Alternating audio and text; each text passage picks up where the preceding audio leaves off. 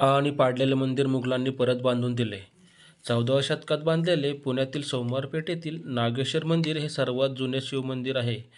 त्याचा उल्लेख शिवपुराणात पण आढळतो.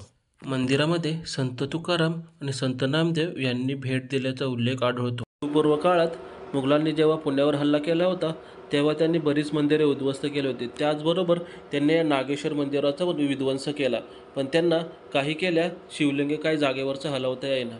मग अगदी शेवटी हताश होऊन मुघलांनी हे मंदिर पुन्हा बांधून दिले. नंतरच्या काळात पेशव्यांचे सरदार आबासेलुरकर यांनी मंदिराभोवती लाकडी बांधकाम करून घेतले व मंदिराच्या आवारात त्यांनी एक विष्णूची मूर्ती पण स्थापन केली. त्याचबरोबर मंदिराच्या आवारात काही भित्तिचित्र पण आढळतात, जी की खूप जुने आहेत. आणि मंदिराच्या आवारात असलेले 2 दीपमाळा पण आहेत आणि हीच ती आबासेलुरकर यांनी दिलेली विष्णूची मूर्ती. मंदिराला 2 प्रवेशद्वार आहेत, त्यातलं एक वायव्येकडून आणि दुसरं पूर्वाभिमुख आहे.